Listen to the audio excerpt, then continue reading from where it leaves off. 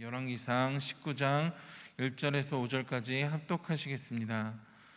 아합이 엘리야가 행한 모든 일과 그가 어떻게 모든 선지자를 칼로 죽였는지를 이세벨에게 말하니 이세벨이 사신을 엘리야에게 보내어 이르되 내가 내일 이맘때에는 반드시 내 생명을 저 사람들 중 한 사람의 생명과 같게 하리라. 그렇게 하지 아니하면 신들이 내게 벌이에 벌을 내림이 마땅하니라 한지라. 그가 이 형편을 보고 일어나 자기의 생명을 위해 도망하여 유다에 속한 브엘세바에 이르러 자기의 사환을 그곳에 머물게 하고 자기 자신은 광야로 들어가 하루길쯤 가서 한 로뎀나무 아래에 앉아서 자기가 죽기를 원하여 이르되 여호와여 넉넉하오니 지금 내 생명을 거두시옵소서. 나는 내 조상들보다 낫지 못하니이다 하고 로뎀나무 아래에 누워 자더니 천사가 그를 어루만지며 그에게 이르되 일어나서 먹으라 하는지라. 아멘.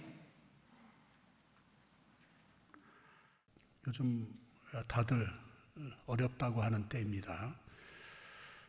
그런데 어려운 때가 정말 믿음을 훈련하고 또 실험해 볼 수 있는 좋은 기회이기도 합니다. 편안하고 잘 될 때는 믿음의 증거를 이렇게 얻기가 의외로 어렵습니다. 그러나 어려울 때야말로 우리가 하나님을 정말 믿고 그 다음에 결과를 보는 것입니다. 사람들은 되어진 일, 하나님의 역사가 나타나면은 누구나 하나님께 감사하죠. 또 하나님께 영광 돌리죠. 그러나 다 되어진 일 이후에 영광 돌리는 것은 누구나 할 수 있지만 되어지기 전에 되어진 이 일이 있기 전에 감사한다는 그것은 결코 쉬운 일이 아닙니다. 믿음도 마찬가지입니다. 되어진 일을 보고 믿는 이것은 믿음이 아닙니다. 그건 누구나 다 믿는 것이죠. 그러나 정말 어렵고 힘들 때 그때 하나님을 믿고 또 순종하고 감사하고 사랑하고 헌신하고 나서 그 뒤에 결과가 하나님의 역사가 나타나면은 이건 정말 하나님께 큰 영광을 돌리는 일이 됩니다.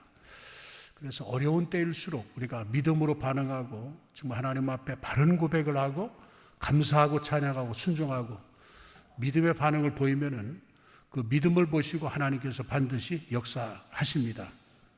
그래서 우리는 먼저 믿고 결과를 지켜봐야 합니다.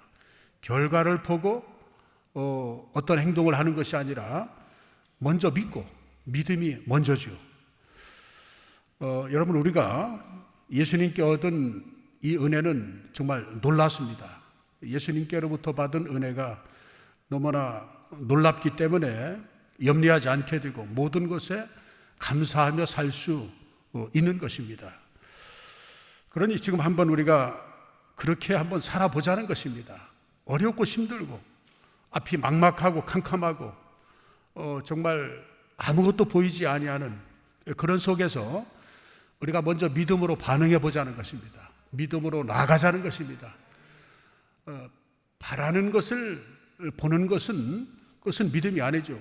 바랄 수 없는 중에 바라보는 그 신앙, 그게 바로 아브라함 신앙 아니겠어요? 오늘 10월 10일인데 이제 금년 2021년 이제 3개월도 채 남지 않았습니다. 앞으로 어떻게 될지 몰라요. 개인적으로 여러분들의 삶에. 그러나 보이지 않지만은 잡히는 것이 없지만은 믿음으로 반응하자는 것입니다. 먼저 믿음으로 나아가자는 것입니다. 그리고 결과를 보자는 것입니다.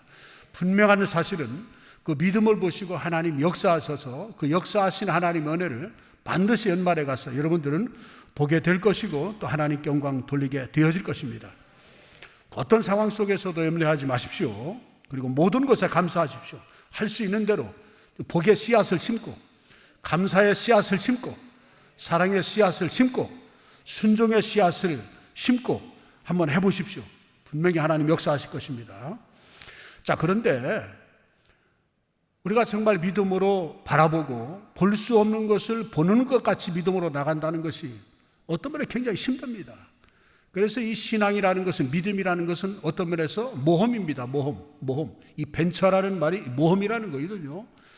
그래서 우리가 정말 믿음으로 이렇게 살아가야 하는데, 또 믿음의 사람은 믿음으로 말을 하고 바랄 수 없는 지게 바라고 나가야 되는데, 그리 할 때는 반드시 어려움을 겪게 됩니다.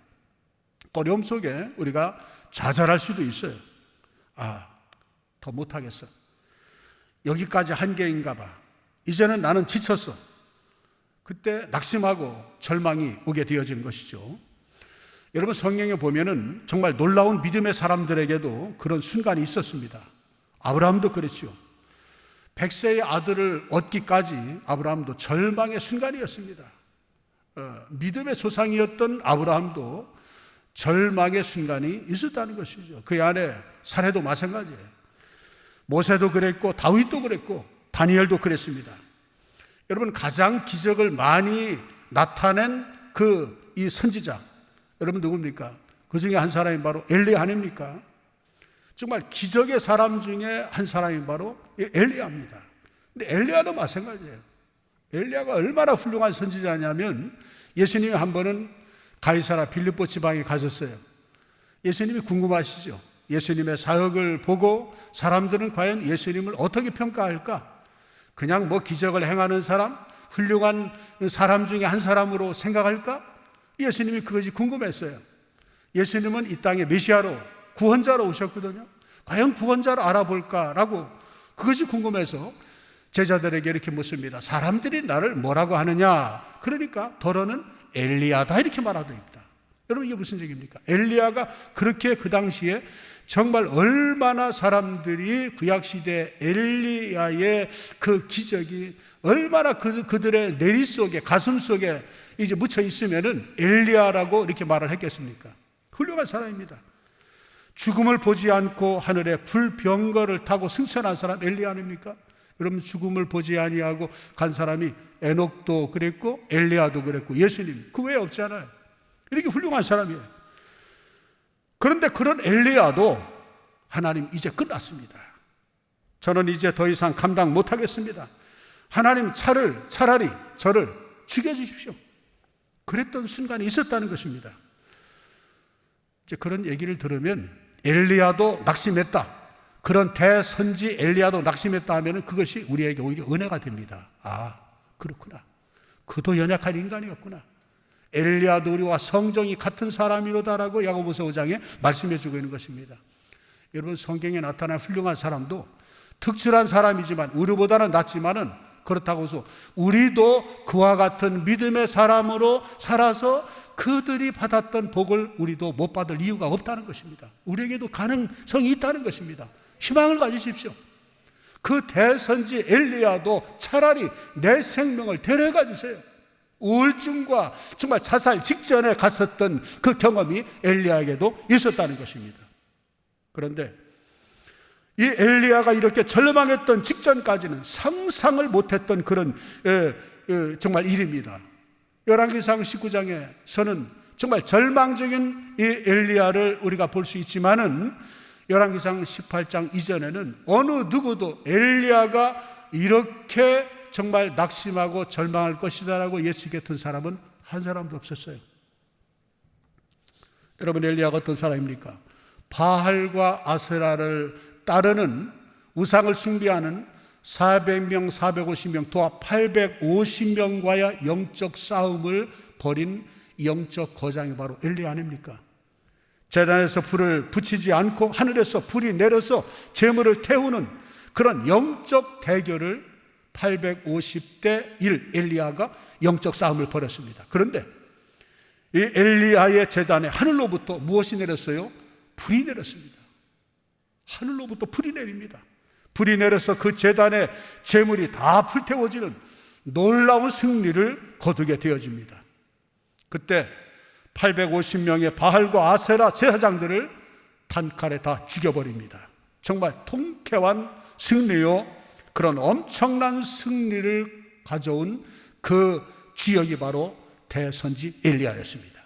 그리고 3년 반 동안 비가 안 온 이스라엘에 비가 내리게 한 그런 선지자가 바로 엘리야입니다. 그런데 그 바로 다음에 이런 절망이 온 것입니다. 엘리야가 왜 그랬을까요?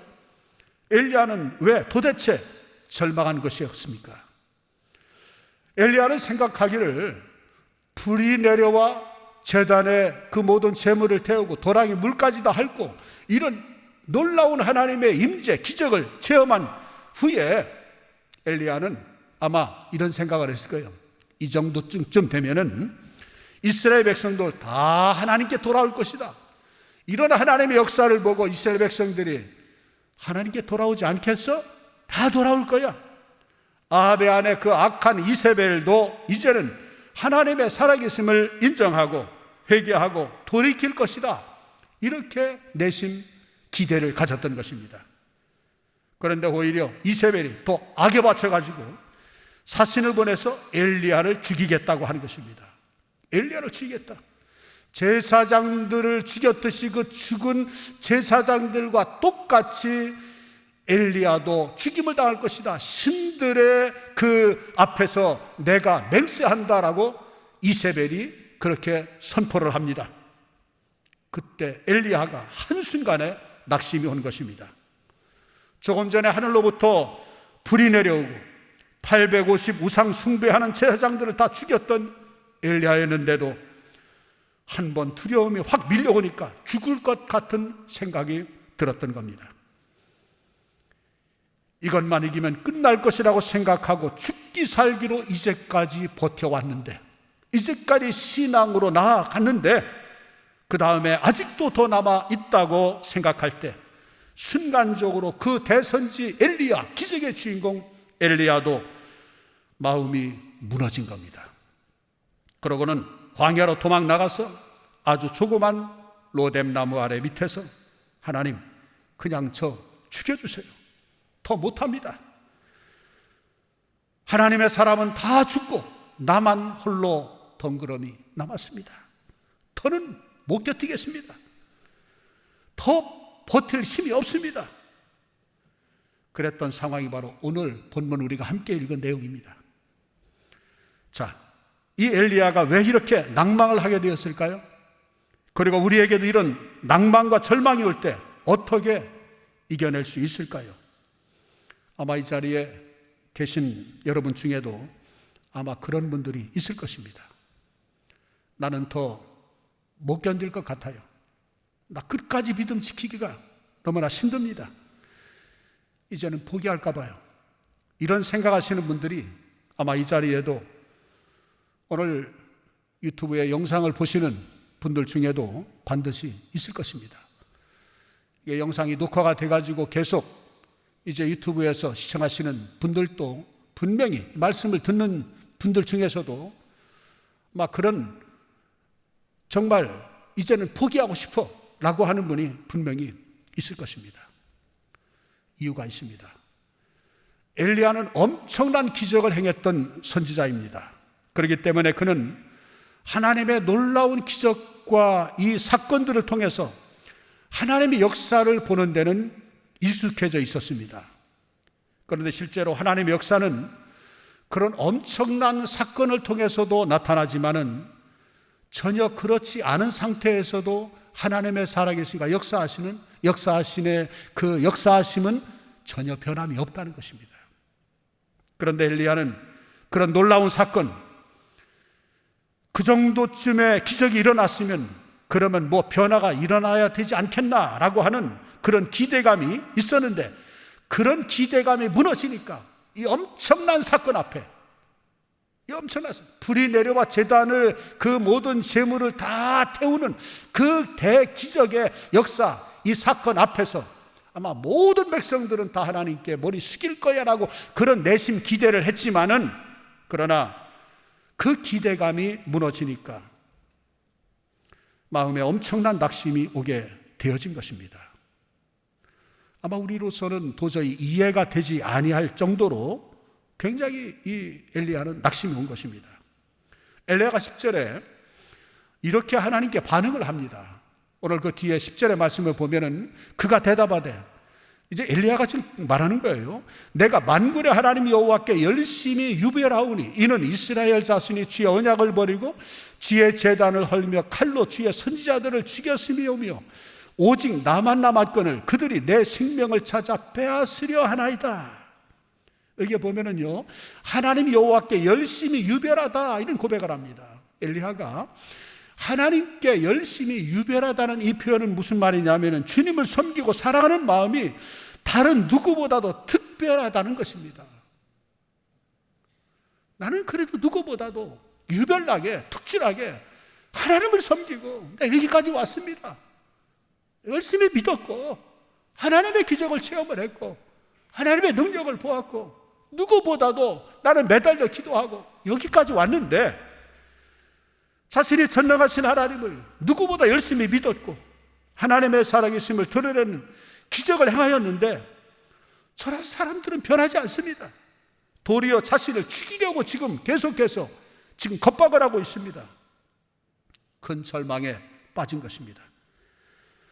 눈에 보이는 현실이 전부라고 생각이 들면 절망적인 상황이 벌어질 때 그만 마음도 무너져 버리는 것이 우리 인생입니다. 그런데 놀라운 사실은 하나님께서 그 낙심하는 엘리야에게 찾아오셨습니다. 하나님께서 천사를 보내시고 회복시켜 주십니다. 위로하시고 회복시켜 주십니다.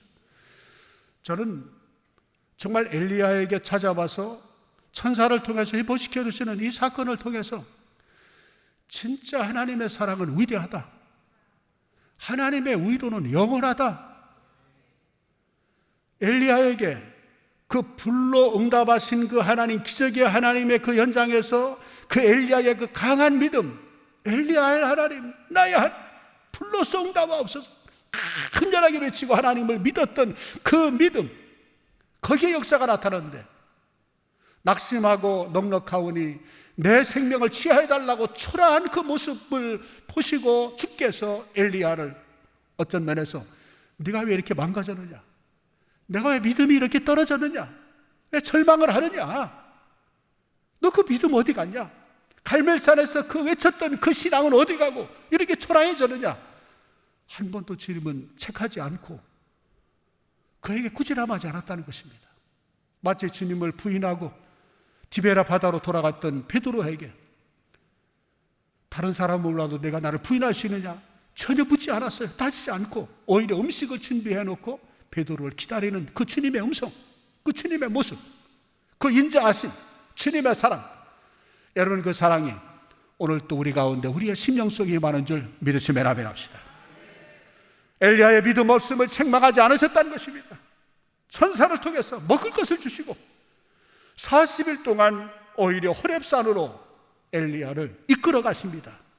호렙산 앞에 있는 동굴로 들어가셔서 거기서 하나님께서 엘리야에게 선명하게 음성을 들려주십니다. 내가 이제 내 앞에 나타낼 것이다. 이제 내가 내 앞에 나타나게 될 것이다. 동굴 밖에서 나타나실 주님을 이제 보라는 이 말입니다. 그리고 큰 산이 쪼개집니다. 큰 산이, 여러분, 산이 쪼개졌어요. 바위가 막 부서집니다. 엄청난 바람이 붑니다. 그런데 거기에 하나님이 안 계십니다. 그 다음에 땅이 요동칩니다. 쪼개져 나가는 큰 지진이 일어납니다. 그런데 그 지진 속에도 하나님은 안 계십니다. 그 다음에는 모든 것을 단숨에 채로 만들어버리는 무서운 시뻘건 불이 붙었습니다. 그런데 그 불 속에도 하나님은 안 나타나셨습니다. 그리고 그 불이 지나가고 난 다음에 아주 세미한 음성이 들리는데 그 세밀한 음성 속에 하나님이 임하셨습니다. 그리고 엘리야를 만나 주셨습니다. 하나님께서 엘리야에게 무슨 메시지를 주고 싶은가요? 하나님께서 엘리야에게 무슨 메시지를 주고 싶었던 걸까요? 하나님은 그런 큰 풍랑, 큰 바람, 엄청난 지진, 시뻘건 불과 같은 것을 통해서만 하나님을 만나지 말라는 것입니다. 하나님은 그런 엄청난 사건과 같은 기적 같은 일들을 통해서도 물론 나타나시고 그런 일들을 능히 하시지만은 그런 일들을 통해서만 만나주시는 분이 아니라는 것입니다. 오히려 아주 세미한 음성을 통하여 하나님을 만나는 것입니다. 일상을 통해서 눈에 보이는 것이 없고 현상적으로 가시적으로 어떤 그런 것이 없다 할지라도 아주 고요하고 참담한 속에서도 여전히 하나님은 일하시고 내가 너와 함께 한다고 하는 사실을 믿으라고 하는 것입니다. 엘리야가 하나님을 그렇게 만나게 됩니다. 여러분의 마음속에 세밀한 음성으로 지금 여러분을 만나주시는 하나님을 붙잡으셔야 합니다. 만약에 어떤 기적과 같은 일을 통해서만 하나님의 역사를 보려고 하면은 지쳐 쓰러지는 엘리야 같은 그런 순간을 맞이할지도 모릅니다. 그러나 세밀한 음성으로 함께 하시는 주님을 알게 되면은 그러면은 어떤 순간이 와도 그 사람 흔들리지 않습니다. 어떤 변화가 오지 않아도 내가 원하는 대로 되어지지 아니한다 할지라도 일상 속에서 얼마든지 하나님이 나와 함께 하시고 내 손을 잡아주시고 내 곁에 오셔서 나를 위로하시는 것을 분명히 여러분들은 우리 평범한 삶 속에서도 우리는 경험하게 되어질 것입니다. 엘리야는 생각하기를 아합과 이세벨이 확 변화되기를 원했습니다. 그리고 이스라엘의 온 백성들이 이제 회개하고 돌아와서 하나님 앞에 다 무릎 꿇고 정말 부복할 것을 아마 기대했습니다. 그런데 그런 역사는 나타나지 않았습니다. 하나님은 아합과 이세벨을 죽이기로 작정하셨기 때문입니다. 아합과 이세벨은 끝까지 회개하지 않고 결국은 그렇게 하나님의 저주 가운데 죽임을 당합니다. 그런데 그걸 다 알지 못하는 엘리야였기 때문에 그걸 모르니까 낙심이 왔던 것입니다. 그렇지만 하나님은 하나님이 함께 계시는 증거를 그런 기적과 같은 곳에서만 보이지 말고 보려고 하지 말고 마음의 세미한 음성으로 함께 하시는 하나님을 만나라고 하는 그런 메시지를 주께서 지금 엘리야에게 말씀하시는 것입니다. 이것은 우리들의 문제이기도 합니다. 엘리야는 하나님께 자기 혼자 남았다고 이야기를 했습니다. 18절의 말씀에 보면 하나님께서는 바알에게 무릎 꿇지 아니하는 7,000명이 있다 이렇게 말씀합니다. 여러분, 엘리야의 생각과 하나님의 생각은 전혀 달랐습니다. 외로이 나만 홀로 남았습니다. 차라리 나를 죽여주십시오. 그래? 야, 바알에게 무릎을 꿇지 않은 7,000명이 아직 남아있어. 엘리야는 깜짝 놀랐을 것입니다. 깜짝 놀랄 일입니다. 여러분, 우리가 눈으로 보고 듣는 것이 전부일까요? 우리가 보지 못하는 게 얼마나 많이 있으며 우리가 듣지 못하는 가운데 되어지는 일이 얼마나 많겠습니까? 하나님께서 말씀하시는 것입니다. 엘리야, 너는 또 혼자 남았다고 생각하지만 지금 이스라엘 땅에는 7,000명이나 하나님의 사람이 있어. 여러분, 지금도 주님은 오늘 여러분들의 모든 낙심 그리고 좌절, 절망 이것을 깨끗이 청산하고 깨끗이 청소해 줄 수 있는 능력이 주님께 있습니다. 그리고 여러분들이 지금 낙심하고 절망하는 어려움 가운데 있는 이 모든 것들을 완벽하게 지금 당장도 해결해 줄 수 있습니다. 분명한 사실을 여러분 믿으시기 바랍니다. 방법은 딱 하나입니다. 요한복음 15장의 말씀에 보면 4절 상반절의 말씀에 내 안에 거하라 나도 너희 안에 거하리라. 여러분, 그 다음 절 5절 상반절 보십시오. 나는 포도나무요 너희는 가지라. 6절에도 보면 상반절에 사람이 내 안에 거하지 아니하면 가지처럼 밖에 버리고 마르나니. 저는요 이 말씀이 나는 포도나무고 너는 가지다, 이건 뭡니까? 예수님은 포도나무고 우리는 가지라고 하는 것은 예수님과 우리는 하나라는 것입니다. 지금 나는 지금 내가 홀로 있는 것이 아닙니다. 지금 예수님과 나는 지금 하나다, 한 몸이다. 내 안에 주님이 계시고 내가 지금 주님 안에 있어. 주님 안에 있어. 이건 분명한 사실입니다. 여러분들이 지금 이 자리에 있는 것이 확실하고 정말 그 사실이듯이 여러분, 주님이 내 안에 계신 것이 이것이 사실인 것입니다. 우리가 지금 주님 안에 있는 거예요. 여러분, 오늘 이 시간에 예수님께서 여러분을 끝까지 믿음으로 살게 만드는 강력한 말씀, 확신을 주는 말씀이 바로 오늘 우리가 함께 방금 전에 읽었던 요한복음 15장 포도나무 비유 말씀인 것입니다. 여러분 안에 계신 주님을 알게 하심으로 끝까지 믿음으로 견디게 하신다는 것입니다.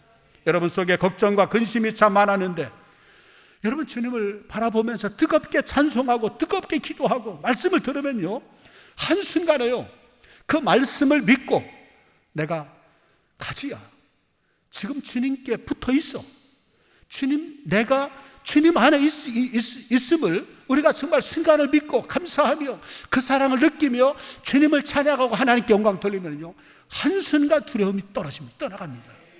그리고 주님이 주시는 정말 전에 느끼지 못했던 평안함을 우리 경험하게 되어진 것입니다.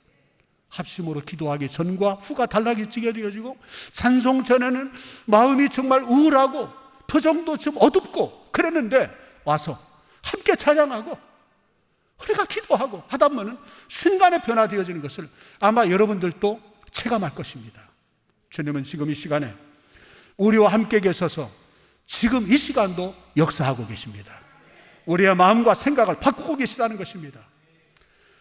만약에 신앙생활을 무슨 올림픽에 나가는 운동선수처럼 훈련하고 준비하는 것처럼 하라 이렇게 하면은 아마 신앙생활이 굉장히 무거울 겁니다.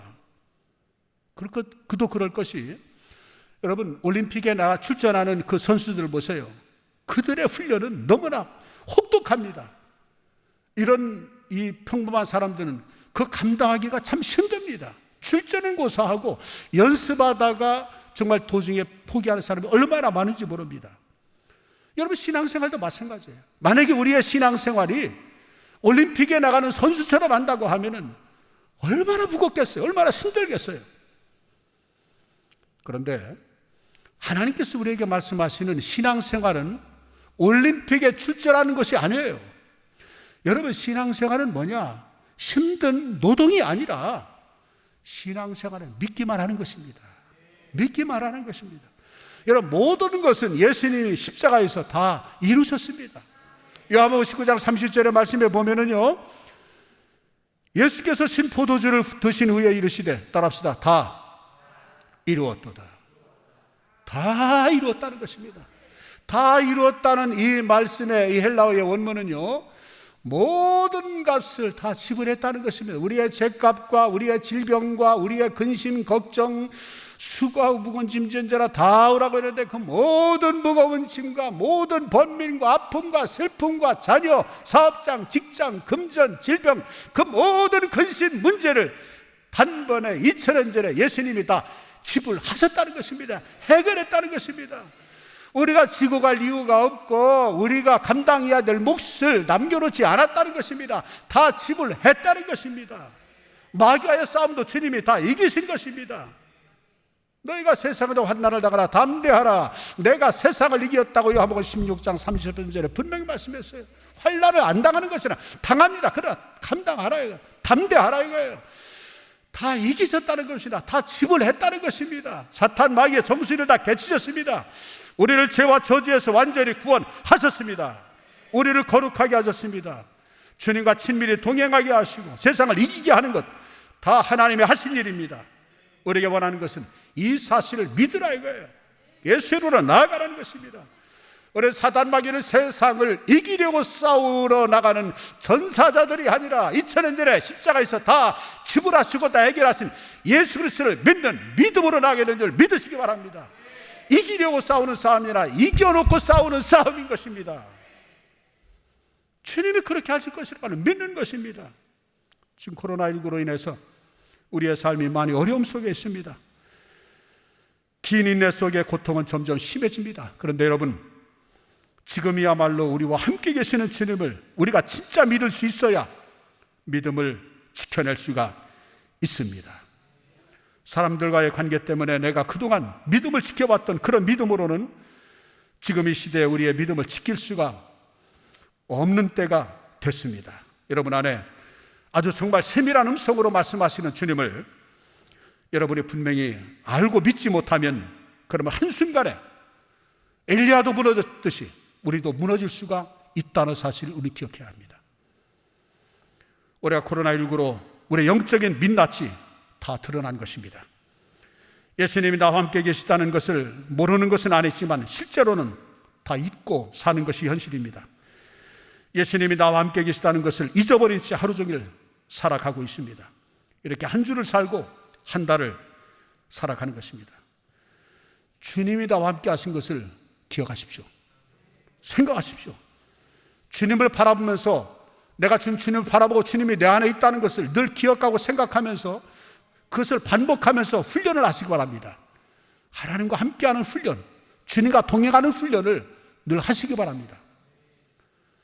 그 기적을 행했던 엘리야도 무너졌듯이 한순간에 무너질 수 있다는 것이 바로 현실이고 우리들인 것입니다. 이걸 인정을 해야 합니다.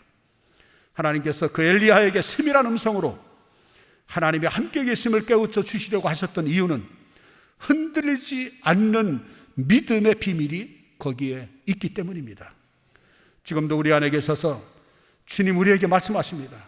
오늘 이 시간에 여러분이 다 그렇게 주님을 만나시는 겁니다.